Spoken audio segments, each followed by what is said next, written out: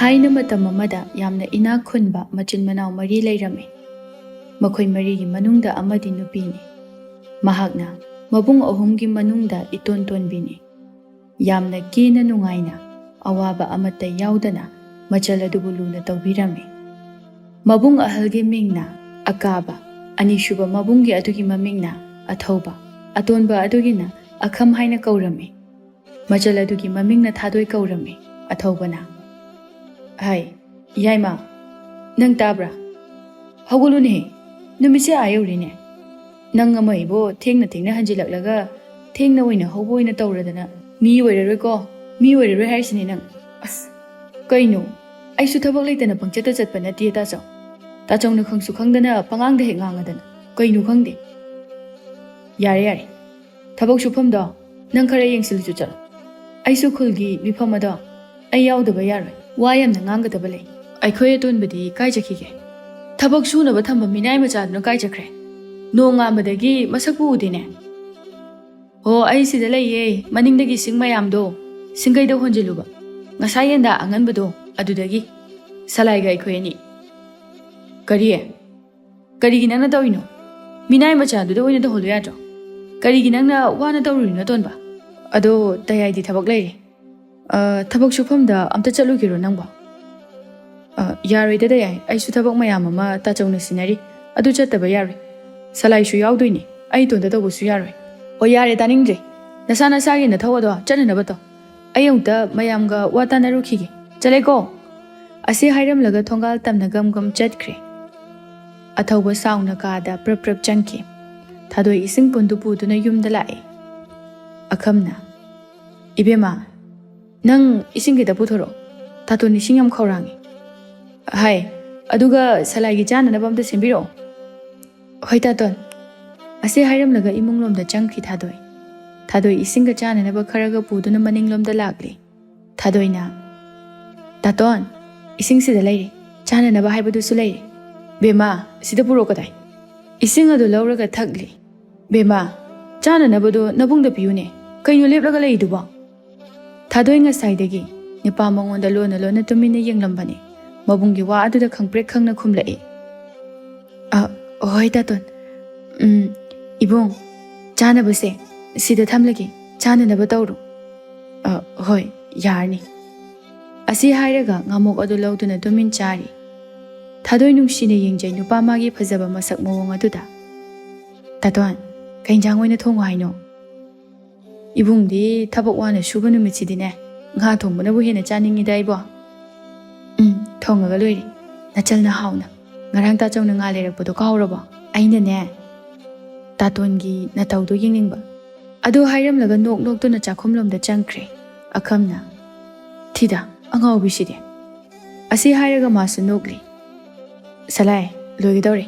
ꯁꯠ ꯂꯣꯏꯁꯤꯟꯅꯕ ꯇꯧꯁꯤꯀꯣ, ꯊꯕꯛ ꯑꯇꯩꯁꯨ ꯋꯥꯠꯂꯝꯈꯤꯅꯤ ꯅꯪꯒꯤꯗꯤ." "ꯁꯤ ꯂꯧꯔꯒ ꯁꯟꯒꯤ ꯁꯖꯤꯛꯇꯣ ꯈꯔ ꯐꯥꯜꯂꯨꯔꯣ.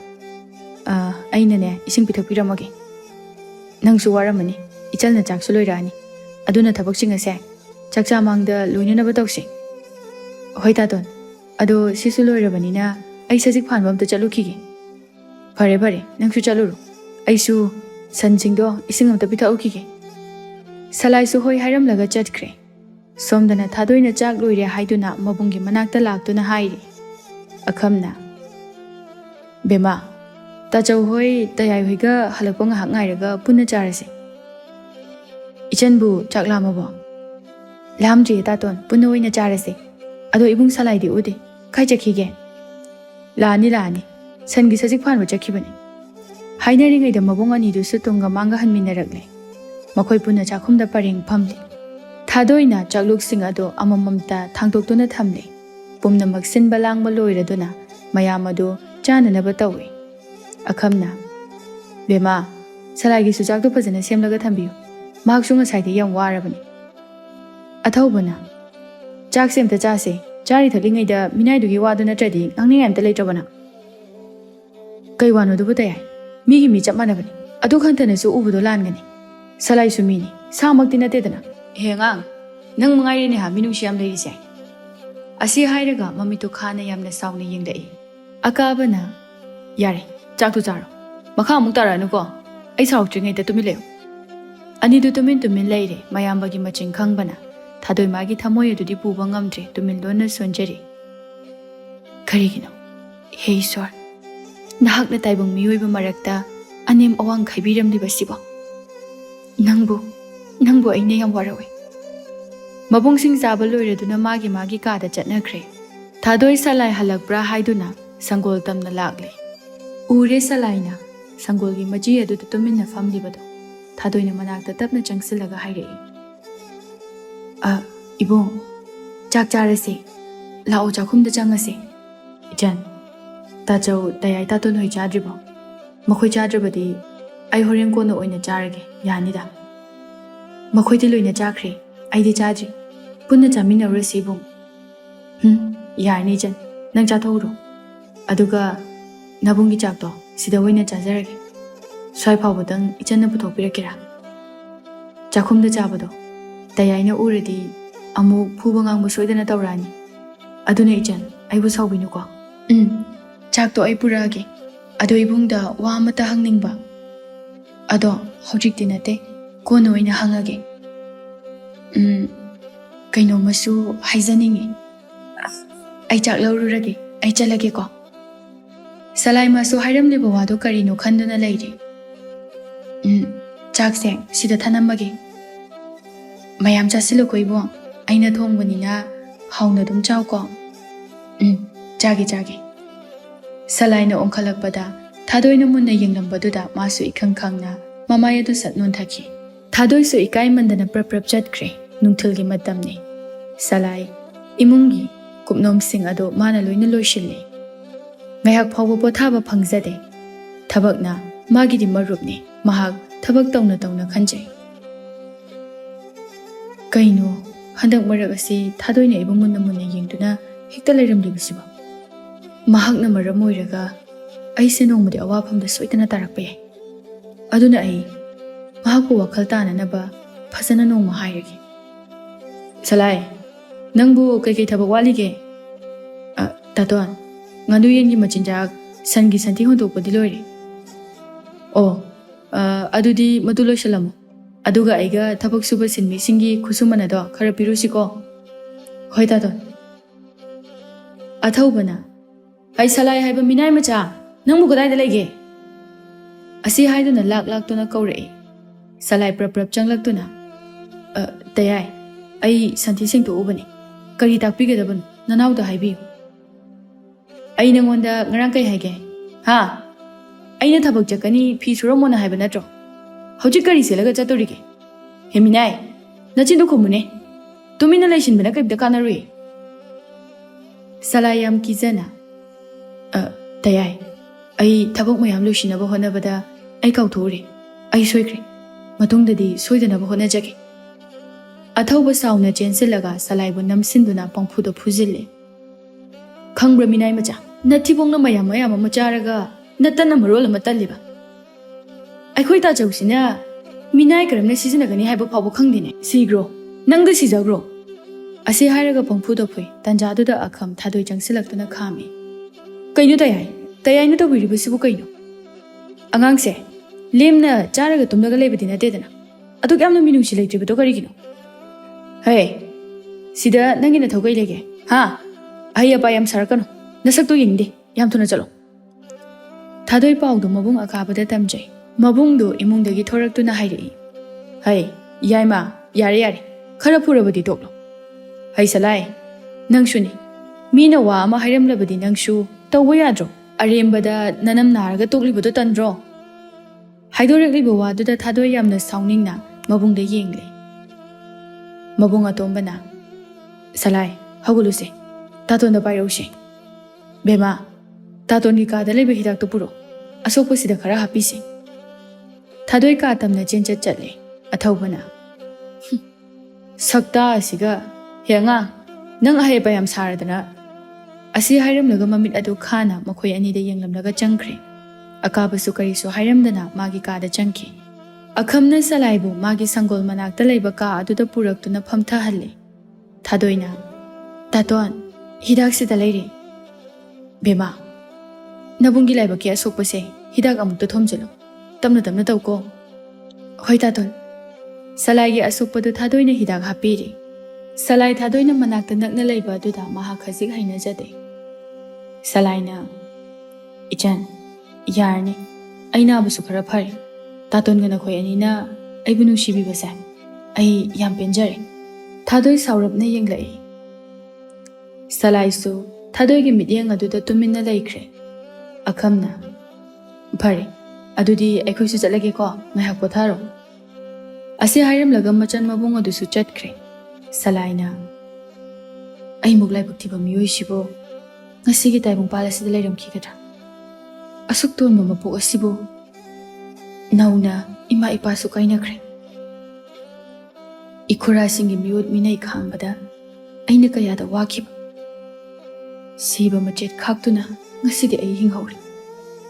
Ngasina yum masigi loiba naidi aigi punsi ase. Asi haiduna hik hik launa kapli. Salai nupa nattaba kumna ningamdana kapli. Somdana mayamdo numidangi chak chari. Thadoi madi chak atu chakhum ama phawba chasinba ngamdre. Ibema kaidore nasa ngamdrabaro. Thachau ai kaisu tawdi. Ngasai ai chara khara wansilubagi chaningdraba adugini. Mabung ani du su phare phare hairamduna mahai mahi chaba adu loiraduna magi kada chatnakre. Ahingi matamne. Thadoi ngasai dagi tumdana mabung sing tumkiba wana ngairambane. Tuminna phamung adudagi kumtharaktuna. Chakhum tamna tapna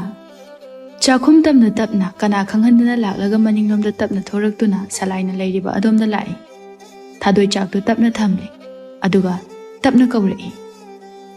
Ibong tabro se hawgalo chaksemda chabiru lao. Salai ikang khangna ichal nangdi thengaba matam asida karigi aginakta laino. Chalo yam thuna chalo. Tachau khoina ukrabadi ai hingaroi. Ibong pakhatpigano kaisu tawroi. Aisu loina khangi. Ibong chak chadabado ai nungaitadana chak se thinba lakpane. Aibu tawba ngambi amagumna ubigano ai chalage. Asi hairamlaga thadoi yam nungaitana chatkre. Salaina nangna ibu nusi haibase ai khangdaba nate. Thadoi aisu nangbu nusi. Adubu tolaba aigi punsina nangbu inakta lengdana thamjabadi handak mapoksigidi oithoklaroi. Nang aibu warogonu ko. Awaba sing adu mamit adu chena uisinduna khangjai.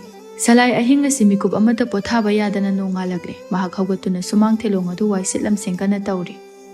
Loiraduna punama paituna ising hole. Somda sumahai mahai hawgatuna magi mathau tawri. Akabana ibema ngasidi chaktu kharangana chasiko. Nang tayai gai koi chingda mayamama singja yalibado amute yengsilukige. Hoita jaw ai chak thongba hawrurage. Asi hairam laga changkre. Akabana Salai nang sidamta lao. Tajaw kai dakpigedabano. Nahak chingi inkola duda amta chaluju. Aduga yaingang sing pan thariba sing ado tin tabra yengu kauni ko. Hoita jaw ai soidana yenguge kauzaroi. Pare adudi nathau tawru. Akhamna tajaw handakti kaise kharaga musadaba yaroi. Mayamgi lausasu piraktobanina. Sagadabani. Kana no khare nangna thiro duga athubada sananaba tawsi. Ngasidi ngaihak chingda chatluge. Nang tayai ge ibani. Nachanse nangna khare yengsiluko. Thadoina. Tajaw taton chakchar silao. Ai tayai amta kaurumge. Makhoi punna changlaktuna chak adu chari. Salaina chak singa sidi uthokna lamkhreda. Thadoi dubu chak puraktoba kayam walibasana. As buksisu thokna khongkhreda. Asumna murum solingai thadoi chak puduna lai. Ibong chak se sida thamage. Salai chak to hauna chari. Akaba athauba makhoi anisu chingda chatkre. Akhamna Salai sidam tala taton kai haiduino. Nangna chingda chatpada ichal se khara puko. Taton thaba ama chataba yadre. Ichan matom tale hobudu nungaite. Aduna nanga leminaram aisu kuiru. Hoi taton. As ai di onthokna tandori da lai. Ngayhak leiraga akhamsu mamanaba laktuna punna chatminakre. Ngayhakki matungda Thadoisu Salaiga loinana ching yauraduna Salaina mahai marong sing ado tin tabra haiduna kupna yengli. Ngayhak yenglaba matungda napi haujiliba mafam aduki napi sing ado makutna phoiri. Ibong nang waramani ngakta pothapi khuwo. Wadi da kai suichan. Ado pothaw hairabanina ngahakti phamage. Ase hairaga tumin phamle. Thadoi Salaigi manakta tapna phamtharaklaga hairai. Ibong ai wamta haizage lana khanbinu ko. Karamba wafamno hekta hairo. Thadoi du page haizaba ngamdana tuminna mamaya du ngangsinduna leiri. Salaina Ijal kaino hayo. Kaigino tumina leirabadi. Thadoi yam ikaina. Nupija oibagi thauna pumba khomjinduna tapna hairai. Ibong ai nangbu nungsi. Aigi punsigi mapu oibiyo na hakna. Ai bai kai khangdabini khanbiganu. Ai ibungbu yam nungsiruri. Salai sordu sangna amuktang hontoklaga hairai. Ichan kaigi dumna hairinu. Aidi nahakpu aigi hekpu minaba ichalni khalibani. Nahakna su aibu nabung makni haina khanbiyo. Hairakliba waduda Thadoi ikai nungsi yana duna hik launa kapli makholdi thokta. Mahak pup haugatuna kapna chenkre. Salai su ningamdana soli. Thadoi aisu nangbu nungsi. Adubu aise nangidamak lepchabadi ngamdre. Salai su Thadoi gi tung inarakduna mahak su yum yaurakle. Mahakna changlakpa adu mayam su loina leiramle. Numidangi matamni. Thadoi chak thongna lona kapli. Mabung sing ukigani haina su pakhatjai. Chak loiraduna punna chari Thadoi di chak adu khara charaga tokle. Mathwai nungaitaba henman khibana. Mahak Salaigi manakta chak tu piramlaga wamta nganglamdana adumak tumin chatkre. Asumna numitu su haukre. Somda khulgi ahal sing adu watanari. Tombana mayam su tabiyu. Aigi wase. Handakti ikang thokle. Aduna hana thoklamba phauthokdagi yamna hanthare. Masina aikoina lausal pikhraga aikoigi chananaba phau lemdre. Asina handakti pigadaba chang adudagi khajik hanthana lobiyo haisi. Masida mayamna kari khanbiribage. Aisu itawna hairibadu magyase. Mayam kari khanbiribage. Mayam su amata oina makoisu wafam adu yazare haiduna hainare mahai. Chawbana adudi lakliba nomaiji numit asida aikoi punna mayumda chattuna hekta hairurasi. Mayam su yanaduna mayumda hanakre. Athauba mayamba manaw khanghandana lona sel kaya ama loshinduna tongana maral kaya ama lepsilli. Mahak masagi takhanba miyoy amani machin manawgi nungsiba kaya mangonda pokte. Hey hemba aina tawriba thabak thoramsing ase aigi tachauga akhamgi mafamda paw hek yorakpada nakhoi loina hatkadabani masi khangna chalo khangaba ta thauba nanaw loina baptai kedorage phare noishu halo aisu chalage makoi sumayum chatnakre numit khara su haukre khulgi ahal khara akabagi yumda lakle mayam lakpa ubada akabana hanglai mayam kari lebirebage hekta takpiyu ibungo handakti ikang thokpasida phokthoksu yamna hanthana thokle maram asina handaki ibungo da pigedaba changada khajik hanthabiyu haiduna haizage haina lakpani hoi mama handakti aisu khara hanthana pibiro ona haizage na tawrambani yam nungaizare adudi aikhoi muk chalage ko akhamna salai taton wamda haigilaune taton kaiwano ategi nateda ibima do masano ngaite aduna ngasidi aina chak thongdoini chababu yagadoi khangde adu nangbu kainjang chaninge taton aidi yade yaida adu ibima do kayam kana ngamdabano masasu kashuda hodi aina yengambani khangdreda aisu kari togadabano adu salai taton nangi maramda wa khara khangni ado aina nang soktuna taramba numit adudagi ngasi phawba nangki mari makong amata khangde Nahak kadai dagino matau karamna nahakna soktuna leiramlibano nahakini haiduna ngasi phawbada kanamtana thirakte masi kamdawbano aisu amukta khangini amta hairauni salai mapi irachen haukraba magi punsigi wari pumba tamle taton aisi swagi anakpa khula sidagi nate kaibi hainaba khula dudagini aina mirol tarakpada ꯑꯩꯒꯤ ꯏꯃꯥ ꯄꯥꯕꯨꯡ ꯑꯝꯇ ꯂꯩꯔꯝꯗ꯭ꯔꯦ꯫ ꯏꯃꯥ ꯄꯣꯛꯄ ꯏꯕꯣꯛꯅ ꯑꯩꯕꯨ ꯅꯥꯎꯌꯣꯛꯄꯤꯗꯨꯅ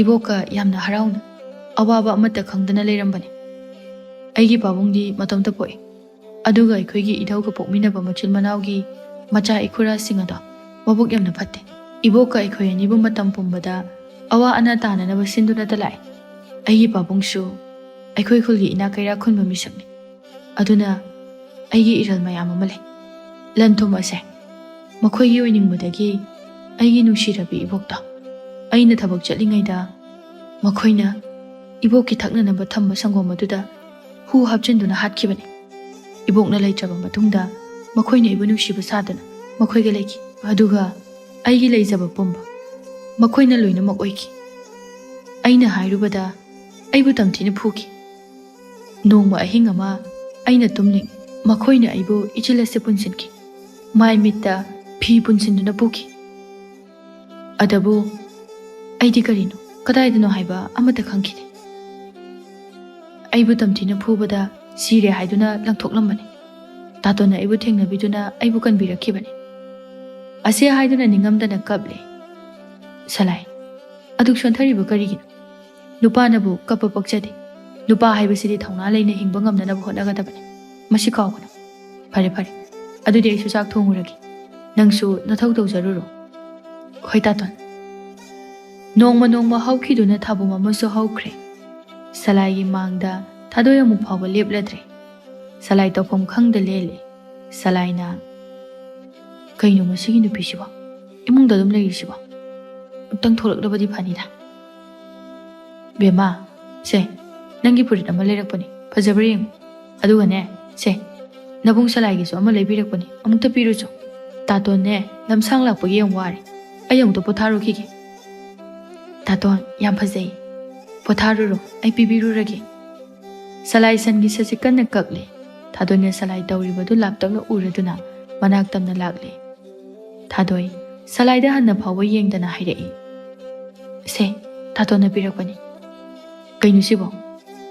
ꯈꯪꯗꯦ, ꯌꯦꯡꯉꯨ꯫ ꯑꯁꯤ ꯍꯥꯏꯔꯝꯂꯒ ꯃꯃꯥꯏ ꯂꯩꯇꯨꯅ ꯆꯠꯄ ꯍꯧꯏ꯫ ꯊꯥꯗꯣꯏ, ꯑꯝꯇ ꯉꯥꯏꯈꯣ, ꯑꯩ ꯋꯥ ꯑꯝꯇ ꯍꯥꯏꯒꯦ꯫ ꯀꯔꯤ ꯋꯥꯅꯣ? ꯁꯠ ꯍꯥꯏꯌꯨ꯫ ꯍꯣꯔꯦꯟ ꯑꯝꯇ ꯊꯣꯔꯛꯀꯦꯔꯥ? ꯑꯩ ꯅꯉꯣꯟꯗ ꯋꯥ ꯈꯔ ꯍꯥꯏꯅꯤꯡꯉꯤ꯫ ꯊꯥꯗꯣꯏ ꯄꯥꯈꯨꯝ ꯄꯤꯔꯝꯗꯅ ꯇꯨꯃꯤꯟ ꯆꯪꯈ꯭ꯔꯦ꯫ ꯅꯥꯀꯜ ꯑꯃꯔꯣꯝꯗꯅ ꯁꯂꯥꯏꯒꯤ ꯃꯈꯨꯔꯥ ꯑꯗꯨ ꯍꯧꯖꯤꯛ ꯑꯋꯥ ꯑꯅꯥ ꯇꯥꯕ ꯍꯧꯔꯛꯂꯦ꯫ ꯂꯨꯈꯣꯏꯅ ꯀꯔꯤꯅꯣ ꯑꯩꯅ ꯍꯧꯖꯤꯛ ꯇꯧꯒꯗꯧꯔꯤꯕ ꯑꯁꯤꯕꯣ? ꯑꯩꯅ ꯃꯤꯒꯤ ꯃꯔꯜ ꯃꯊꯨꯝ ꯄꯥꯝꯂꯨꯕꯗꯒꯤ, ꯂꯥꯟꯖꯗ꯭ꯔꯕ ꯃꯈꯣꯏꯕꯨ ꯅꯝꯗꯨꯅ ꯍꯥꯠꯂꯨꯕꯗꯒꯤ ꯉꯁꯤꯗꯤ ꯑꯩꯒꯤ ꯅꯨꯄꯤ, ꯏꯆꯥ, ꯂꯩꯅꯥ ꯂꯥꯏꯑꯣꯡ ꯈꯪꯗꯅ ꯂꯣꯏꯅꯃꯛ ꯁꯤꯈ꯭ꯔꯦ꯫ ꯁꯥꯒꯩ ꯑꯁꯤ ꯇꯨꯝꯂꯦ, ꯄꯨꯡꯃꯨꯠ ꯃꯨꯠꯄ ꯍꯥꯏꯕꯗꯨ ꯑꯣꯏꯔꯦ꯫ ꯉꯁꯤꯗꯤ ꯐꯠꯇ꯭ꯔꯕ ꯑꯩꯕꯨ ꯀꯅꯥꯅꯁꯨ ꯍꯟꯅ ꯌꯦꯡꯂꯗ꯭ꯔꯦ꯫ ꯆꯥꯗ ꯊꯛꯇꯕꯅ ꯏꯗꯣꯝ ꯁꯤꯕ ꯇꯥꯔꯦꯗꯣ꯫ ꯁꯂꯥꯏ, ꯅꯍꯥꯛ ꯑꯩꯕꯨꯗꯤ ꯋꯥꯔꯧꯒꯅꯨꯀꯣ, ꯑꯩ ꯌꯥꯝꯅ ꯂꯥꯟꯈ꯭ꯔꯦ꯫ ꯑꯁꯤ ꯍꯥꯏꯅ ꯍꯥꯏꯅ ꯃꯍꯥꯛꯀꯤ ꯑꯔꯣꯏꯕ ꯑꯣꯏꯈ꯭ꯔꯦ꯫ ꯂꯩꯀꯥꯏ ꯃꯌꯥꯝ ꯆꯪꯗꯨꯅ ꯃꯍꯥꯛꯀꯤ ꯃꯊꯧ ꯃꯉꯝ ꯄꯨꯝꯕ ꯂꯣꯏꯈ꯭ꯔꯦ꯫ ꯁꯣꯝꯗꯅ ꯁꯂꯥꯏꯅ ꯊꯥꯗꯣꯏꯕꯨ ꯊꯣꯔꯛꯄ꯭ꯔꯥ ꯍꯥꯏꯅ ꯂꯣꯟꯅ ꯂꯣꯟꯅ ꯌꯦꯡꯖꯩ, ꯑꯗꯨꯕꯨ ꯊꯣꯔꯛꯄꯗꯤ ꯃꯔꯩꯇ꯭ꯔꯦ꯫ ꯊꯥꯗꯣꯏꯁꯨ ꯂꯣꯟꯅ ꯇꯨꯃꯤꯟ ꯂꯥꯛꯏ, ꯑꯗꯨꯒ ꯍꯥꯏꯔꯛꯏ, ꯀꯩ ꯍꯥꯏꯗꯣꯏꯅꯣ? ꯁꯠ ꯁꯠ ꯍꯥꯏꯔꯛꯑꯣ꯫ ꯑꯝꯇ ꯁꯥꯎꯈꯤꯅꯨ, ꯑꯩꯁꯦ ꯀꯅꯥꯅꯣ ꯍꯥꯏꯕ ꯅꯍꯥꯛ ꯈꯪꯂꯤꯕ ꯅꯠꯇ꯭ꯔꯥ? ꯑꯩꯒꯤꯅꯦ ꯍꯥꯏꯕꯗ ꯉꯁꯤꯒꯤ ꯇꯥꯏꯕꯪꯄꯥꯜ ꯑꯁꯤꯗ ꯀꯅꯥ ꯂꯩꯔꯤꯕꯒꯦ? ꯀꯔꯝꯕ ꯃꯄꯥ ꯃꯃꯥꯅ ꯃꯆꯥꯕꯨ ꯂꯝꯖꯥ ꯁꯔꯥ ꯑꯩꯒꯨꯝꯕ ꯑꯃꯗ ꯂꯩꯕ ꯄꯥꯝꯒꯗꯒꯦ? ꯑꯩꯁꯨ ꯅꯪꯕꯨ ꯅꯨꯡꯁꯤ, ꯊꯋꯥꯏ ꯍꯛꯆꯥꯡ ꯌꯥꯎꯅ꯫ ꯑꯗꯨꯕꯨ ꯅꯪꯁꯨ ꯃꯤꯅꯦ, ꯅꯨꯄꯥ ꯑꯣꯏꯅ ꯄꯣꯛꯂꯒ ꯑꯗꯨꯛ ꯊꯧꯅꯥ ꯂꯩꯇꯕ? ꯊꯧꯅꯥ ꯐꯅ ꯍꯤꯡꯁꯦ, ꯑꯩ ꯅꯪꯒꯤꯗꯃꯛ ꯂꯦꯞꯂꯤꯌꯦ꯫ ꯍꯥꯏꯔꯛꯂꯤꯕ ꯋꯥ ꯑꯗꯨꯗ ꯅꯨꯡꯁꯤꯅ ꯌꯦꯡꯂꯛꯏ ꯅꯨꯄꯤꯖꯥ ꯑꯣꯏꯕꯤ ꯃꯥꯒꯤ ꯃꯐꯝꯗ꯫ ꯑꯗꯣ ꯏꯃꯨꯡꯒꯤ ꯃꯤꯗ ꯑꯩꯈꯣꯏ ꯑꯅꯤꯒꯤ ꯃꯔꯤꯁꯦ ꯈꯪꯍꯟꯕ ꯌꯥꯗꯦꯀꯣ? ꯆꯪꯉꯣ, ꯃꯇꯝꯁꯦ ꯊꯦꯡꯉꯦ꯫ ꯆꯪꯉꯒꯦ, ꯅꯪꯁꯨ ꯄꯣꯊꯥꯔꯨꯔꯣ꯫ ꯑꯁꯤ ꯍꯥꯏꯔꯝꯗꯨꯅ ꯊꯥꯗꯣꯏꯁꯨ ꯆꯪꯈ꯭ꯔꯦ꯫ ꯁꯂꯥꯏꯁꯨ ꯃꯥꯒꯤ ꯀꯥꯗ ꯂꯥꯛꯇꯨꯅ ꯅꯨꯡꯉꯥꯏꯅ ꯄꯣꯊꯥꯈ꯭ꯔꯦ꯫ ꯃꯇꯝ ꯈꯔ ꯍꯧꯈ꯭ꯔꯦ꯫ ꯑꯌꯨꯛꯀꯤ ꯃꯇꯝꯅꯤ꯫ ꯍꯦꯝꯕ ꯄ꯭ꯔꯞ ꯄ꯭ꯔꯞ ꯂꯥꯛꯂꯦ, ꯑꯗꯨꯒ ꯏꯃꯨꯡꯒꯤ ꯃꯤ ꯇꯥꯟꯅꯅꯕ ꯀꯧꯔꯦ꯫ ꯍꯦꯝꯕꯅ, ꯇꯥꯆꯧ ꯑꯝꯇ ꯊꯣꯛꯄꯤꯔꯛꯑꯣ, ꯑꯩ ꯋꯥ ꯑꯝꯇ ꯍꯥꯏꯖꯒꯦ꯫ ꯍꯦꯝꯕ ꯀꯔꯤ ꯂꯩꯔꯦ? ꯑꯌꯨꯛꯁꯤꯗ ꯅꯪꯕꯨ ꯑꯩꯈꯣꯏ ꯌꯥꯏꯃꯅ ꯄꯥꯈꯣꯟ ꯊꯥꯔꯛꯄ ꯑꯣꯏꯔꯤꯅꯤꯅꯦ꯫ ꯇꯥꯆꯧ, ꯑꯗꯨꯒꯤ ꯅꯠꯇꯤꯌꯦ, ꯇꯥ ꯌꯥꯏꯃꯗꯣ ꯅꯨꯄꯤ ꯑꯃ ꯄꯨꯔꯛꯍꯧꯔꯦ, ꯑꯩꯈꯣꯏꯗ ꯂꯩꯍꯧꯔꯤꯌꯦ꯫ ꯍꯥ? ꯅꯨꯄꯤ ꯍꯥꯏꯕ? ꯀꯗꯥꯏꯗꯒꯤꯅꯣ, ꯅꯪꯕꯨ ꯈꯪꯕ꯭ꯔꯣ? ꯈꯪꯉꯦ, ꯑꯋꯥꯡꯈꯨꯜꯗꯒꯤꯅꯦ꯫ ꯐꯔꯦ ꯐꯔꯦ, ꯑꯗꯣ ꯌꯨꯝꯗ ꯄꯨꯔꯛꯑꯣ ꯍꯥꯏꯌꯨ꯫ ꯑꯩꯁꯨ ꯑꯍꯜ ꯈꯔ ꯍꯥꯏꯔꯨꯈꯤꯒꯦ, ꯄꯥꯎ ꯍꯥꯏꯗꯣꯛꯄ ꯆꯠꯅꯅꯕ꯫ Asumna ahal masal yanaduna luhongbasu loikre. Akabana karino ni tawrisibo. Hojik phabu hogotbasu ude. Ayukki lagi thawramsu amata tawdrini se. Hai, Bema, laungni he, tajo wamda haige. Tajo, aibu kolbubu kari taw haibano. Hai, nanam mayai ma hogotaba mali. Amukta hogdoklucho. Numitse thengle. Aibu nang tatonbu ude. Kai chani hairamge. Tajo, tatondo ibung salaiga ngandana jingda chakre. Ai inama hogdokhige. Thadoi manam mayai magi kada changlaktuna pamang aduda leplaga hogdoi. Inama, inami aima, hogolo, numise ayori. Tabro inama. Haibi yam tanda khumlai. Bema, inama se isayam nungaitre. Adugi tumini. Ado ichandi maramopini. Ai chak to thongluro. Insang hawansiko. Chalo chalo. Hoi nama.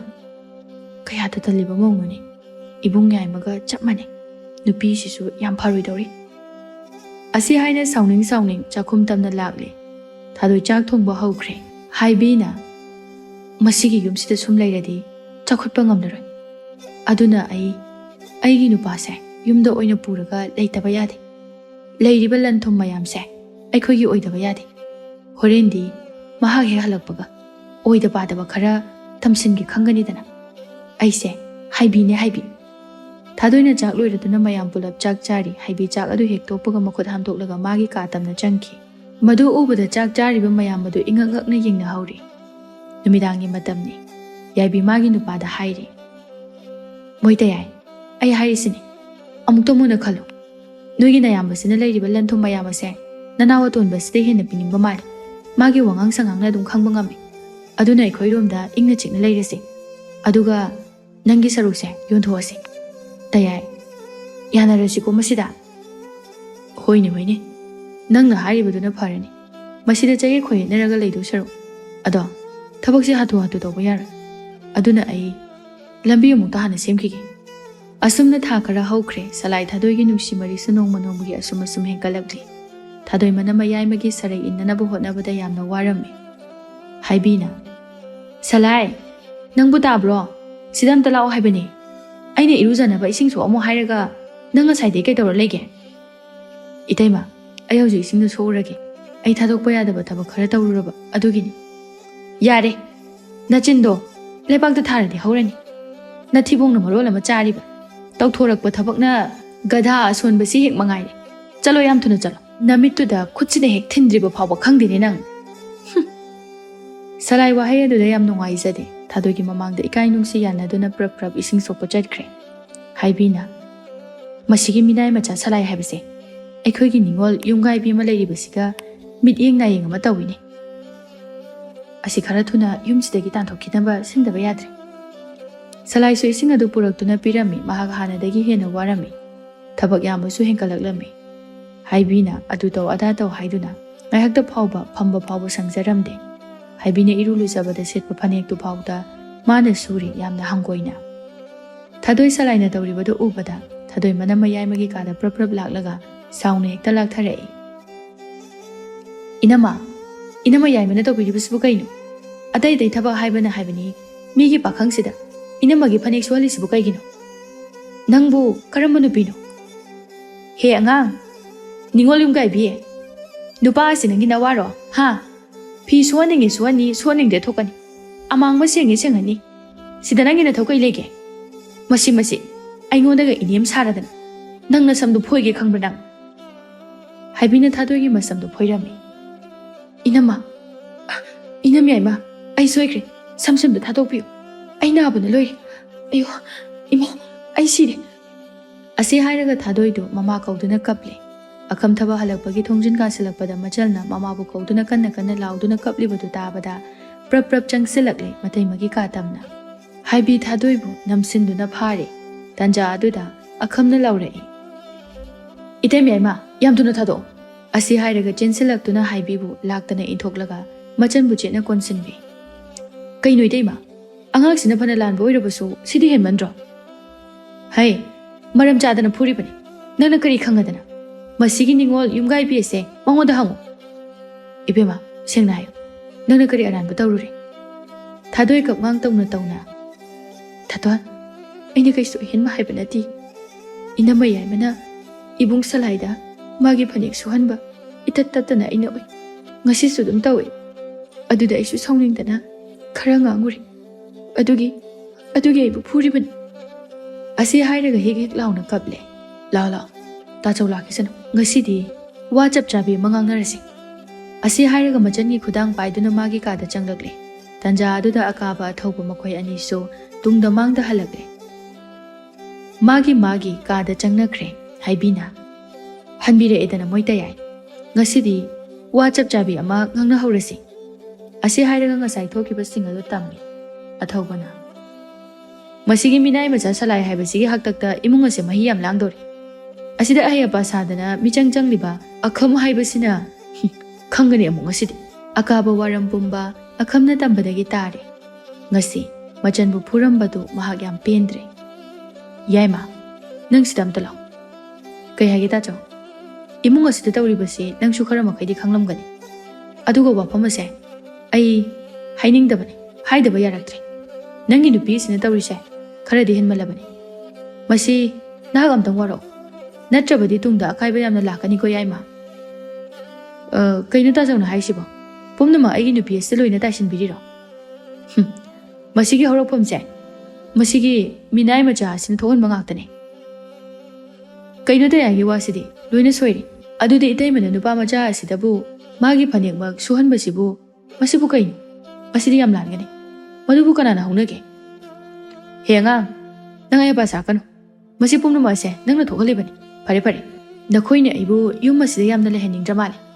aduna aigi lanthum lauraga tungana leizaragi wa yamna danaba adudi nahaki sarukti yamna buthungai leitre nangna loina sizina khrabani yaima kaino da chawgi waside mado wa yamna kainarakani da tungda wakhal munna tawbi yam khrabalan thumni ima ipana aikhoigi thambiramliba aduna aigi su chapchana lawgani ase hairam laga yamna sauna thoki ka adudagi athawbana khangni aingonda singnaraknabanina aina kadawke habadu yengunoi asumna numidangni matamni makhoi asawbana chak amata chadre tumin magi kaada leinari athawbana nupi munna taw aina hairise masigi lamja macha se leiriba makhaidi amta yarai aduna masi loisinkrase adu oirabadi khoina tawgi khaliba mayam masi loina yarni mase nangai talona tawgadabani kana su khangan ba yabnate hoi aduna pharani wa amasu leiri aina tayai da tamgi khalaise yam koirabani nachanupi sakojabim leiri base minai asiga loina bagum oi adu tayai nahak sawba yadre hojikti lamja macha ase nungsiba sagadabani maramdi ekhoina tawgadaba thabak ase chingnadanaba ko aina haise masina pumnamak phagadawribani madumuk tawrase phari thengi tomasi ahingi matam oire taibangda leiba jiba panba pumnamak pothanari taibang sintha kaiba yadabana amuk anganba ayuk oire do salai awaba leitana masagi sintha pangre ngisidi isingse onthokna khawrangreda kanada loine ising kita pithoona haidusiba thadoidubo amuktang thoraklabudi phanida naduna leiraba jala moigi manam mahingchabi ama leibasina aigi nupi ase adum phubiri nupa goiramadine masigi nupi su khangadabani tanja aduda thadoidu insang hekluraga lakpada salaina mabu yengduna leibadu ubada manakta changsilai aduga hanglai kidawrage thabakam ta tawdana aingonda yenglaga leiduba ising yam khorangba adugi kita puthoro hagi tawba adugi oire aide ibunu sidana yenglibe khalaga masigi apangjause asi hairamlaga imunglomda changlakli ising adu salaida piramduna mahaksu chakhumda yensang adu malle haibi machangi nakta changsilaga yamna nungsiba saduna hairei ibema insang semlibo adu ngasidi inama yumda chalukhigi ko aikhoi pabungdo yam kanna na aduna leiri aduna nakhoi tayaiga punna matam kharadi ada leitaba yaroi dawri wafamse nang noita chawla adi khara tamuko hoinam yaima chatpirura ai tamagi ta chawdore adudi aikhoi chalukhigi ko ꯅꯨꯃꯤꯗꯥꯡꯒꯤ ꯃꯇꯝꯅꯤ. ꯑꯀꯥꯕ ꯑꯈꯝ ꯃꯆꯤꯟ ꯃꯅꯥꯎ ꯑꯅꯤꯗꯨ ꯃꯌꯨꯝꯗ ꯆꯪꯂꯛꯂꯤ. ꯑꯗꯨꯒ ꯃꯥꯒꯤ ꯀꯥꯗ ꯃꯐꯤ ꯍꯣꯡꯂꯗꯨꯅ ꯆꯥꯛꯈꯨꯝ ꯇꯝꯅ ꯂꯥꯛꯅꯔꯤ ꯑꯅꯤꯗꯨ. ꯑꯈꯝꯅ, "ꯏꯕꯦꯝꯃ, ꯆꯥꯛꯇꯨ ꯅꯪꯅ ꯊꯣꯡꯉꯕꯣ? ꯏꯇꯩꯃꯗꯤ?" "ꯇꯥꯇꯣꯟ, ꯏꯅꯝꯃ ꯌꯥꯏꯃꯒ ꯑꯩꯈꯣꯏ ꯇꯌꯥꯏꯒ ꯃꯈꯣꯏ ꯑꯅꯤ ꯏꯅꯝꯃꯍꯣꯏꯒꯤ ꯃꯄꯥꯝꯗ ꯆꯠꯈꯤ. ꯉꯁꯥꯏ ꯑꯌꯨꯛꯇꯒꯤ ꯆꯠꯈꯤꯕꯅꯤ. ꯑꯗꯣ ꯃꯇꯝ ꯈꯔ ꯑꯥꯗ ꯂꯩꯔꯛꯀꯅꯤ ꯍꯥꯏꯌꯦ. ꯃꯈꯣꯏ ꯄꯥꯕꯨꯡꯗꯣ ꯅꯥꯏꯌꯦꯅ ꯍꯥꯏꯔꯝꯕꯅꯤ." "ꯍꯥ, ꯇꯧꯔꯁꯅꯨ ꯃꯥꯒꯤ ꯑꯄꯥꯝꯕ. ꯇꯥꯆꯧ ꯀꯩꯁꯨ ꯍꯥꯏꯔꯨ. ꯕꯦꯝꯃ, ꯆꯥꯛꯇꯨ ꯊꯤꯔꯣ ꯆꯥꯔꯁꯤ, ꯉꯟꯅ ꯇꯨꯝꯁꯤ." ꯈꯝꯅ, "ꯇꯥꯆꯧ, ꯁꯤꯡꯖꯥ ꯌꯣꯟꯕꯒꯤ ꯁꯦꯟꯐꯝꯁꯦ ꯌꯥꯝ ꯆꯦꯟꯅꯔꯤ. ꯃꯁꯤꯃꯇ ꯊꯤꯗꯣꯛꯁꯤ, ꯅꯠꯇ꯭ꯔꯕꯗꯤ ꯁꯣꯏꯗꯅ ꯃꯨꯠꯄ ꯇꯥꯔꯦ." "ꯆꯥꯛꯁꯦ ꯍꯥꯟꯅ ꯑꯝꯇ ꯆꯥꯁꯤ, ꯀꯣꯟꯅ ꯈꯟꯅꯔꯁꯤ." "ꯇꯥꯆꯧ, ꯇꯥꯇꯣꯟ, ꯆꯥꯛ ꯊꯥꯡꯇꯣꯔꯛꯑꯦ, ꯆꯥꯕ ꯍꯧꯕꯤꯔꯣ." "ꯍꯣꯏ ꯍꯣꯏ ꯍꯣꯏ." ꯑꯁꯤ ꯍꯥꯏꯗꯨꯅ ꯄꯨꯟꯅ ꯆꯥꯔꯤ. ꯁꯣꯝꯗꯅ ꯑꯊꯧꯕ ꯃꯥꯒꯤ ꯈꯣꯡꯕꯨꯁꯤꯡ ꯑꯗꯨꯒ ꯋꯥ ꯇꯥꯟꯅꯔꯤ. "ꯑꯩꯅ ꯁꯤꯟꯅꯔꯤꯕ ꯊꯕꯛ ꯑꯁꯤ ꯄꯥꯡꯊꯣꯛꯇꯕ ꯁꯨꯛꯌꯥ ꯌꯥꯗꯕꯅꯤ. ꯑꯗꯨꯕꯨ ꯊꯕꯛ ꯑꯁꯦ ꯈꯔ ꯇꯞꯅ ꯇꯧꯁꯤ. ꯍꯧꯖꯤꯛ ꯍꯦꯛꯇ ꯄꯥꯡꯊꯣꯛꯄꯗꯤ ꯌꯥꯗ꯭ꯔꯤ. ꯑꯩ ꯃꯇꯝ ꯍꯥꯏꯔꯛꯀꯦ. ꯅꯣꯏꯁꯨ ꯆꯠꯂꯣ, ꯑꯩꯁꯨ ꯍꯟꯈ꯭ꯔꯒꯦ." ꯍꯣꯏ ꯍꯥꯏꯅꯗꯨꯅ ꯃꯈꯣꯏꯁꯨ ꯃꯥꯒꯤ ꯂꯝꯕꯤꯗ ꯆꯠꯅꯈ꯭ꯔꯦ. ꯃꯇꯝꯅ ꯀꯅꯥꯕꯨꯁꯨ ꯉꯥꯏꯕꯤꯔꯝꯗꯦ. ꯅꯣꯡꯃꯗꯒꯤ ꯅꯤꯅꯤ ꯑꯁꯨꯝ ꯆꯠꯈꯤꯕꯅ ꯊꯥꯕꯨꯡ ꯀꯌꯥ ꯍꯧꯈ꯭ꯔꯦ. ꯑꯊꯧꯕ ꯃꯇꯩ ꯃꯅꯥꯎ ꯑꯅꯤꯗꯨ ꯃꯌꯨꯝ ꯍꯜꯂꯛꯇꯨꯅ ꯏꯃꯨꯡꯒꯤ ꯃꯤꯑꯣꯏꯁꯤꯡꯒ ꯌꯥꯝꯅ ꯅꯨꯡꯁꯤꯕ ꯁꯥꯗꯨꯅ ꯂꯩꯔꯤ. ꯑꯀꯥꯕ ꯃꯅꯥꯎꯅ ꯑꯁꯨꯝꯅ ꯋꯥꯈꯜ ꯇꯥꯔꯛꯄꯁꯤꯗ ꯌꯥꯝꯅ ꯄꯦꯟꯖꯔꯦ. ꯅꯣꯡꯃꯒꯤ ꯅꯨꯃꯤꯠꯅꯤ. ꯁꯂꯥꯏ ꯃꯥꯒꯤ ꯃꯪꯂꯥꯟꯗ ꯂꯩꯈꯤꯗ꯭ꯔꯕ ꯃꯕꯣꯛ ꯂꯥꯛꯇꯨꯅ ꯃꯁꯨꯕꯨ ꯌꯦꯡꯗꯨꯅ ꯅꯤꯡꯉꯝꯗꯅ ꯀꯞꯇꯨꯅ ꯃꯈꯥ ꯄꯥꯡꯅ ꯁꯨꯝ ꯆꯠꯈꯤ. ꯁꯂꯥꯏꯅ, "ꯑꯕꯣꯛ, ꯑꯕꯣꯛ, ꯉꯥꯏꯈꯨꯑꯣ, ꯑꯩꯁꯨ ꯂꯥꯛꯀꯦ ꯑꯕꯣꯛ." ꯑꯁꯤ ꯍꯥꯏꯗꯨꯅ ꯀꯞꯂꯤ. ꯃꯕꯣꯛꯄꯨ ꯇꯥꯟꯅꯔꯤ, ꯑꯗꯨꯕꯨ ꯐꯪꯕꯗꯤ ꯂꯩꯇꯦ. ꯁꯂꯥꯏ ꯃꯤꯀꯞ ꯈꯪꯇꯣꯛꯊꯣꯔꯛꯏ. ꯁꯣꯔ ꯆꯥꯎꯅ ꯆꯥꯎꯅ ꯍꯣꯜꯂꯤ. "ꯀꯔꯤꯅꯣ ꯉꯁꯤꯒꯤ ꯃꯪꯂꯥꯟꯁꯤꯕꯨ? ꯑꯕꯣꯛ, ꯅꯁꯨꯗ ꯀꯔꯤ ꯄꯥꯎꯗꯝꯅꯤꯡꯂꯤꯕꯅꯣ? ꯀꯔꯤꯒꯤ ꯅꯤꯡꯉꯝꯗꯅ ꯀꯞꯂꯤꯕꯅꯣ?" ꯁꯂꯥꯏꯁꯨ ꯀꯞꯂꯤ. ꯅꯨꯡꯊꯤꯜꯒꯤ ꯃꯇꯝꯅꯤ. ꯁꯂꯥꯏ ꯁꯟꯒꯤ ꯁꯖꯤꯛ ꯀꯟꯅ ꯐꯥꯜꯂꯤ. ꯀꯣꯛꯊꯣꯡ ꯑꯃ ꯐꯥꯔꯗꯨꯅ ꯄ꯭ꯔꯞ ꯄ꯭ꯔꯞ ꯀꯥꯔꯛꯂꯤ. ꯄꯨꯔꯛꯂꯤꯕ ꯁꯖꯤꯛ ꯑꯗꯨ ꯁꯟꯁꯤꯡꯗ ꯍꯥꯞꯇꯨꯅ ꯄꯤꯖꯔꯤ. ꯑꯈꯝꯅ, "ꯁꯂꯥꯏ, ꯅꯪꯕꯨ ꯂꯣꯏꯗ꯭ꯔꯤꯕꯔꯣ? ꯂꯥꯛꯑꯣꯅꯦ ꯁꯤꯗ, ꯇꯥꯇꯣꯟꯒ ꯊꯕꯛ ꯑꯝꯇ ꯇꯧꯃꯤꯟꯅꯁꯤ." "ꯇꯥꯇꯣꯟ, ꯀꯔꯤ ꯇꯧꯁꯤ ꯍꯥꯏꯅꯣ?" ꯑꯈꯝ ꯃꯣꯃꯣꯟ ꯅꯣꯛꯇꯨꯅ ꯍꯥꯏꯔꯛꯏ. "ꯉꯥ ꯁꯦꯝꯃꯨꯁꯤ ꯍꯥꯏꯕꯅꯤꯗ. ꯉꯥ ꯑꯆꯧꯕ ꯑꯃ ꯑꯩꯅ ꯂꯩꯔꯛꯄꯅꯤ. ꯑꯗꯨꯗꯣ ꯁꯦꯝꯃꯨꯁꯤ ꯂꯥꯛꯑꯣ." ꯑꯅꯤꯗꯨ ꯃꯅꯤꯡꯂꯣꯝꯗ ꯂꯥꯛꯇꯨꯅ ꯉꯥ ꯁꯦꯝꯂꯤ. ꯁꯦꯝꯕ ꯁꯥꯕ ꯂꯣꯏꯔꯗꯨꯅ ꯍꯩꯕꯤꯅ ꯊꯣꯡꯂꯤ. ꯆꯥꯛꯁꯨ ꯂꯣꯏꯔꯗꯨꯅ ꯉꯁꯤꯗꯤ ꯃꯌꯥꯝ ꯄꯨꯟꯅ ꯍꯔꯥꯎ ꯍꯔꯥꯎ ꯆꯥꯃꯤꯟꯅꯔꯤ. ꯁꯂꯥꯏꯁꯨ ꯆꯥꯛ ꯆꯥꯔꯤ ꯆꯥꯛꯈꯨꯝ ꯑꯗꯨꯗ ꯉꯁꯤꯗꯤ. ꯇꯥꯏꯕꯪ ꯈꯣꯡꯆꯠ ꯀꯅꯥꯅꯕꯨ ꯇꯝꯕ ꯉꯝꯒꯅꯤ? ꯃꯁꯤꯃꯛ ꯊꯣꯛꯂꯔꯦ ꯁꯂꯥꯏꯒꯤ ꯄꯨꯟꯁꯤꯗ. ꯅꯨꯃꯤꯗꯥꯡꯒꯤ ꯃꯇꯝꯅꯤ. ꯁꯂꯥꯏ ꯊꯕꯛ ꯁꯨꯕꯅꯤꯅ ꯋꯥꯔꯗꯨꯅ ꯌꯥꯝꯅ ꯅꯨꯡꯉꯥꯏꯅ ꯇꯨꯝꯂꯝꯃꯤ. ꯁꯣꯝꯗ ꯑꯊꯧꯕꯅ ꯅꯦꯛꯈꯤꯕ ꯃꯤꯑꯣꯏꯁꯤꯡ ꯑꯗꯨ ꯂꯣꯟꯅ ꯆꯪꯁꯤꯜꯂꯛꯇꯨꯅ ꯁꯂꯥꯏꯒꯤ ꯃꯆꯤꯟ ꯑꯗꯨ ꯀꯟꯅ ꯃꯦꯟꯁꯤꯜꯂꯤ. ꯃꯈꯣꯡ ꯃꯈꯨꯠ ꯑꯗꯨ ꯆꯦꯠꯅ ꯐꯥꯖꯤꯟꯗꯨꯅ ꯃꯈꯣꯏ ꯃꯌꯥꯝ ꯆꯪꯗꯨꯅ ꯊꯥꯡꯂꯒ ꯄꯨꯈ꯭ꯔꯦ. ꯁꯂꯥꯏ ꯇꯨꯝꯂꯨꯕꯅ ꯏꯉꯥꯎ ꯉꯥꯎꯗꯨꯅ ꯃꯁꯥ ꯑꯗꯨ ꯅꯥꯟꯊꯣꯛꯅꯕ ꯐꯅ ꯍꯣꯠꯅꯔꯕꯁꯨ ꯎꯄꯥꯏ ꯂꯩꯔꯝꯗꯦ. ꯃꯈꯣꯏ ꯃꯤ ꯌꯥꯝꯈꯤꯕꯅ ꯑꯁꯨꯝꯅ ꯌꯥꯝꯅ ꯂꯥꯞꯄ ꯆꯤꯡꯌꯥ ꯑꯃꯗ ꯄꯨꯔꯛꯇꯨꯅ ꯃꯈꯣꯏꯅ ꯁꯂꯥꯏꯕꯨ ꯐꯝꯍꯜꯂꯤ ꯎꯄꯥꯜ ꯑꯃꯒꯤ ꯃꯈꯥꯗ. ꯁꯂꯥꯏꯅ, "ꯅꯈꯣꯏ ꯀꯅꯥ ꯀꯅꯥꯅꯣ? ꯑꯩꯕꯨ ꯀꯔꯤꯒꯤ ꯃꯐꯝ ꯑꯁꯤꯗ ꯄꯨꯔꯛꯂꯤꯕꯅꯣ? ꯍꯥꯏꯌꯨ, ꯑꯩꯒꯤ ꯄꯥꯎꯈꯨꯝ ꯄꯥꯝꯃꯤ." "ꯍꯩ, ꯋꯥ ꯌꯥꯝꯅ ꯉꯥꯡꯒꯅꯨ, ꯇꯥꯅꯤꯡꯗꯦ. ꯃꯤꯅꯥꯏ ꯃꯆꯥ ꯅꯪꯒꯨꯝꯕ ꯀꯩꯁꯨ ꯂꯩꯇꯕ. ꯎꯐꯨꯜ ꯃꯔꯤꯛꯀꯨꯝꯕ ꯅꯪꯅ ꯊꯝꯕꯥꯜ ꯍꯦꯛꯀꯦ ꯇꯧꯔꯗꯤ ꯅꯄꯨꯟꯁꯤꯗꯣ ꯂꯣꯏꯈꯤꯕ ꯇꯥꯕꯅꯤ. ꯑꯩꯈꯣꯏ ꯐꯥꯎꯕ ꯐꯪꯗꯦ, ꯑꯗꯨꯒ ꯅꯪꯅꯒ ꯂꯣꯟꯅ ꯅꯨꯡꯁꯤꯅꯗꯨꯅ ꯂꯩꯔꯝꯕ ꯁꯥꯏ. ꯑꯗꯨꯅ ꯅꯪ ꯑꯩꯈꯣꯏꯕꯨ ꯋꯥꯔꯧꯕ ꯌꯥꯗꯦ. ꯑꯩꯈꯣꯏꯗꯤ ꯑꯩꯈꯣꯏꯒꯤ ꯃꯄꯨ ꯏꯕꯨꯡꯉꯣ ꯑꯊꯧꯕꯅ ꯍꯥꯏꯔꯛꯄꯒꯤ ꯃꯇꯨꯡ ꯏꯟꯅ ꯇꯧꯕꯅꯤ." ꯑꯁꯤꯗꯪ ꯍꯥꯏꯔꯝꯂꯒ ꯃꯈꯣꯏ ꯃꯌꯥꯝ ꯆꯪꯗꯨꯅ ꯁꯂꯥꯏꯕꯨ ꯐꯨꯕ ꯌꯥꯕ ꯐꯨꯔꯒ ꯍꯨꯟꯗꯣꯛꯇꯨꯅ ꯊꯅꯝꯂꯒ ꯊꯨꯅ ꯌꯥꯡꯅ ꯃꯐꯝ ꯑꯗꯨ ꯊꯥꯗꯣꯛꯇꯨꯅ ꯆꯠꯅꯈ꯭ꯔꯦ. ꯑꯌꯨꯛꯀꯤ ꯃꯇꯝꯅꯤ. ꯈꯣꯝꯕ ꯆꯥꯛꯉꯟ ꯆꯥꯗꯨꯅ ꯆꯤꯡꯗ ꯄꯥꯃꯦꯜ ꯁꯤꯡꯖꯥ ꯌꯥꯟꯕ ꯂꯥꯛꯂꯤ. ꯑꯁꯨꯝ ꯂꯥꯛꯄꯅ ꯆꯤꯡꯈꯣꯡ ꯌꯧꯔꯛꯄꯗ ꯈꯪꯄ꯭ꯔꯦꯛ ꯈꯪꯅ ꯆꯦꯟꯁꯤꯜꯂꯤ. "ꯀꯅꯥꯅꯣ ꯁꯤꯗꯤ? ꯃꯁꯥ ꯑꯁꯤ ꯏ ꯉꯥꯛꯇ ꯉꯥꯏꯔꯦꯅꯦ. ꯁꯤꯗꯤ ꯃꯤꯍꯨꯜ ꯂꯩꯔꯤ. ꯃꯁꯤ ꯌꯨꯝ ꯇꯝꯅ ꯄꯨꯍꯧꯗꯕ ꯌꯥꯗ꯭ꯔꯦ." ꯈꯣꯝꯕꯅ ꯃꯌꯨꯝꯗ ꯄꯨꯔꯛꯇꯨꯅ ꯁꯂꯥꯏꯕꯨ ꯍꯤꯗꯥꯛ ꯂꯥꯡꯊꯛ ꯈꯔ ꯍꯥꯞꯂꯕ ꯃꯇꯨꯡꯗ ꯑꯃꯥꯏꯕ ꯀꯧꯗꯨꯅ ꯌꯦꯡꯍꯜꯂꯤ. ꯑꯃꯥꯏꯕ ꯑꯗꯨꯅ, "ꯈꯣꯝꯕ, ꯃꯤꯁꯛ ꯑꯁꯤ ꯀꯅꯥꯅꯣ? ꯑꯩꯈꯣꯏꯒꯤ ꯈꯨꯜ ꯑꯁꯤꯗꯒꯤꯁꯨ ꯃꯥꯟꯗꯦ." "ꯅꯠꯇꯦ ꯈꯨꯔꯥ, ꯑꯩꯁꯨ ꯈꯪꯗꯦ ꯀꯗꯥꯏꯗꯒꯤꯅꯣ ꯍꯥꯏꯕ ꯃꯍꯥꯛ ꯑꯁꯤ. ꯃꯍꯥꯛꯅ ꯋꯥꯈꯜ ꯇꯥꯔꯛꯂꯒ ꯍꯪꯒꯗꯕꯗ ꯃꯉꯥꯏꯔꯦ." ꯈꯣꯝꯕ ꯑꯃꯗꯤ ꯑꯃꯥꯏꯕ ꯃꯈꯣꯏ ꯑꯅꯤ ꯆꯪꯗꯨꯅ ꯋꯥꯈꯜ ꯂꯥꯛꯅꯅꯕ ꯀꯟꯅ ꯍꯣꯠꯅꯔꯤ. ꯑꯁꯨꯝ ꯇꯧꯅ ꯅꯨꯃꯤꯗꯥꯡ ꯑꯣꯏꯔꯛꯂꯤ. ꯁꯂꯥꯏ ꯇꯞꯅ ꯃꯁꯥ ꯑꯗꯨ ꯂꯦꯡꯂꯛꯂꯤ.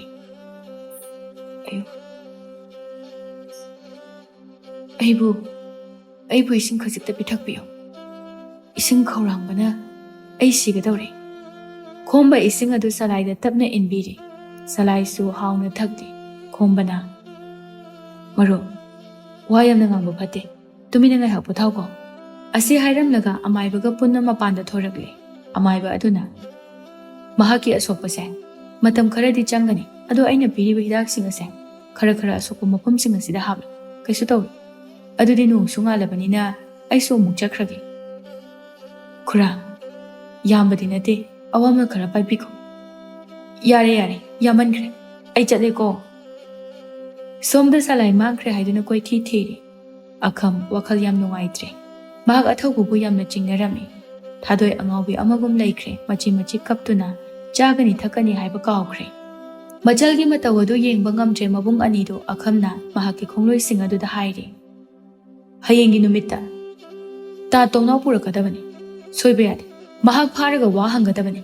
ꯑꯁꯦꯡꯕ ꯂꯣꯏꯅ ꯈꯪꯅꯅꯕ ꯑꯗꯨꯗꯤ ꯅꯈꯣꯏꯁꯨ ꯆꯠꯂꯣ ꯑꯩꯁꯨ ꯆꯠꯂꯒꯦ ꯑꯈꯝꯒꯤ ꯈꯣꯡꯂꯣꯏꯁꯤꯡ ꯑꯗꯨꯅ ꯀꯣꯏꯊꯤ ꯊꯤꯗꯨꯅ ꯇꯣꯝꯅꯥꯎꯕꯨ ꯐꯥꯔꯝꯃꯤ ꯃꯍꯥꯛꯅ ꯋꯥꯔꯝ ꯄꯨꯝꯕ ꯍꯥꯏꯗꯣꯛꯂꯝꯃꯤ ꯃꯈꯣꯏꯅ ꯑꯈꯝꯒꯤ ꯃꯅꯥꯛꯇ ꯂꯥꯛꯇꯨꯅ ꯋꯥꯔꯝ ꯄꯨꯝꯕ ꯍꯥꯏꯔꯤ ꯑꯈꯝꯅ ꯐꯔꯦ ꯑꯗꯨꯗꯤ ꯅꯈꯣꯏꯁꯨ ꯆꯦꯛꯁꯤꯟꯅ ꯂꯩꯔꯣ ꯆꯠꯂꯣ ꯇꯌꯥꯏ ꯅꯍꯥꯛꯁꯦ ꯑꯣꯟꯊꯣꯛꯅ ꯃꯤꯅꯨꯡꯁꯤ ꯈꯪꯗꯦꯗ ꯃꯇꯝꯅ ꯁꯨꯝ ꯆꯠꯈꯤꯕꯅ ꯁꯂꯥꯏꯒꯤ ꯑꯁꯣꯛꯄꯗꯨ ꯄꯨꯡꯐ ꯐꯔꯦ ꯃꯇꯥꯎ ꯈꯣꯝꯕꯗ ꯃꯍꯥꯛꯀꯤ ꯋꯥꯔꯤ ꯄꯨꯝꯕ ꯇꯝꯂꯤ ꯈꯣꯝꯕꯅ ꯏꯇꯥꯎꯅ ꯍꯥꯏꯔꯤꯁꯤꯅꯗꯤ ꯋꯥꯁꯦ ꯌꯥꯝ ꯂꯨꯔꯦ ꯑꯗꯨꯗ ꯆꯪꯂꯨꯕꯁꯨ ꯌꯥꯔꯔꯣꯏ ꯑꯗꯣ ꯏꯆꯟ ꯊꯥꯗꯣꯏ ꯃꯥꯒꯤ ꯈꯜꯂꯒꯗꯤ ꯌꯥꯝ ꯅꯨꯡꯉꯥꯏꯇꯦ ꯑꯗꯨꯗꯅꯤ ꯑꯩꯅ ꯋꯥꯔꯤꯕꯁꯦ ꯃꯍꯥꯛꯄꯨ ꯀꯔꯝ ꯂꯦꯜꯂꯝꯒꯅꯤ ꯑꯩ ꯃꯥꯕꯨ ꯌꯥꯝ ꯅꯨꯡꯁꯤ ꯏꯇꯥꯎ ꯑꯩꯒꯤ ꯊꯋꯥꯏ ꯍꯛꯆꯥꯡꯁꯦ ꯃꯥꯒꯤ ꯑꯣꯏꯈ꯭ꯔꯕꯅꯤ ꯑꯩ ꯃꯥꯕꯨ ꯌꯥꯝ ꯎꯅꯤꯡꯉꯤ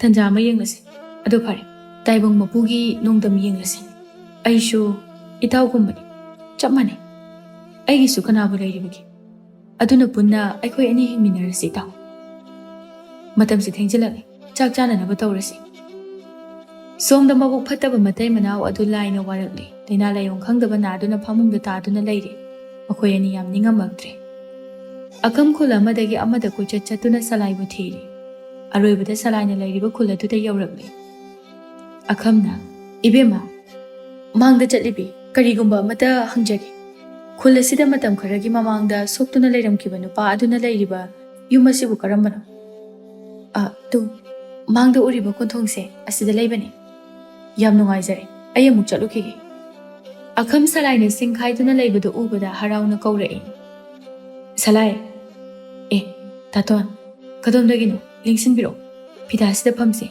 ꯇꯥꯇꯣꯟ ꯅꯅꯥꯎꯅ ꯍꯧꯅꯕ ꯈꯪꯗꯦ ꯍꯥꯏꯕꯤꯒꯅꯨ ꯀꯩ ꯃꯆꯥ ꯆꯥꯎꯅꯅꯕ ꯌꯣꯛꯂꯒ ꯂꯩꯇꯣꯟ ꯂꯦꯛꯑꯦ ꯍꯥꯏꯕꯗꯣ ꯑꯩꯅꯦ ꯃꯕꯨ ꯃꯁꯛ ꯈꯪꯂꯨꯗ꯭ꯔꯤ ꯅꯅꯥꯎꯕꯨ ꯑꯃꯨꯛꯇ ꯉꯥꯛꯄꯤꯌꯨ ꯌꯥꯔꯦ ꯍꯧꯈ꯭ꯔꯕꯗꯤ ꯍꯧꯈ꯭ꯔꯦ ꯌꯨꯝꯗ ꯆꯠꯂꯁꯤ ꯊꯥꯗꯣꯏꯗꯣ ꯑꯉꯥꯎꯕꯤ ꯍꯥꯏꯕꯗꯣ ꯑꯣꯏꯔꯤ ꯅꯍꯥꯛꯅ ꯍꯦꯛ ꯃꯥꯡꯈꯤꯕ ꯅꯨꯃꯤꯠ ꯑꯗꯨꯗꯒꯤ ꯃꯍꯥꯛ ꯑꯗꯣ ꯆꯥꯎꯊꯣꯛꯑꯣ ꯍꯥꯏꯕꯁꯨ ꯑꯃꯠꯇ ꯌꯥꯗ꯭ꯔꯦ ꯅꯍꯥꯛꯅ ꯑꯩꯒꯤ ꯏꯆꯜꯒꯤ ꯄꯨꯟꯁꯤꯁꯦ ꯑꯃꯨꯛꯇ ꯀꯜꯂꯨ ꯁꯂꯥꯏ ꯊꯥꯗꯣꯏꯕ ꯍꯣꯏ ꯇꯥꯇꯣꯟ ꯑꯩ ꯌꯨꯝꯗ ꯂꯥꯛꯑꯒꯦ ꯑꯗꯨꯒ ꯈꯨꯗꯤꯡꯃꯛ ꯃꯥꯌꯣꯛꯅꯔꯒꯦ ꯏꯇꯥꯎ ꯑꯩ ꯑꯃꯨꯛ ꯍꯜꯂꯛꯈꯤꯅꯤ ꯑꯩ ꯑꯃꯨꯛꯇ ꯌꯨꯝꯗ ꯆꯠꯂꯨꯈꯤꯒꯦ ꯃꯇꯥꯎ ꯑꯅꯤꯗꯨ ꯍꯣꯏ ꯍꯥꯏꯔꯝꯂꯒ ꯃꯈꯣꯏ ꯑꯅꯤꯗꯨ ꯃꯌꯨꯝ ꯃꯥꯏꯀꯩꯗ ꯂꯥꯛꯂꯤ ꯑꯁꯨꯝ ꯂꯥꯛꯄꯅ ꯃꯌꯨꯝ ꯌꯧꯔꯛꯂꯤ ꯊꯥꯗꯣꯏ ꯃꯁꯝ ꯃꯅꯥ ꯏꯐꯥ ꯐꯥꯗꯨꯅ ꯇꯨꯃꯤꯟ ꯐꯝꯂꯤ ꯊꯥꯗꯣꯏ ꯑꯩ ꯂꯥꯛꯑꯦ ꯅꯪ ꯑꯩꯕꯨ ꯈꯪꯗ꯭ꯔꯕꯣ ꯁꯦ ꯑꯝꯇ ꯌꯦꯡꯉꯛꯑꯣ ꯑꯩ ꯅꯪꯒꯤ ꯁꯂꯥꯏꯅꯦ ꯊꯥꯗꯣꯏ ꯈꯣꯟꯖꯦꯜ ꯑꯗꯨ ꯇꯥꯕꯗ ꯐꯨꯛ ꯍꯧꯒꯠꯇꯨꯅ ꯁꯂꯥꯏꯗ ꯀꯞꯅ ꯍꯥꯏꯔꯛꯏ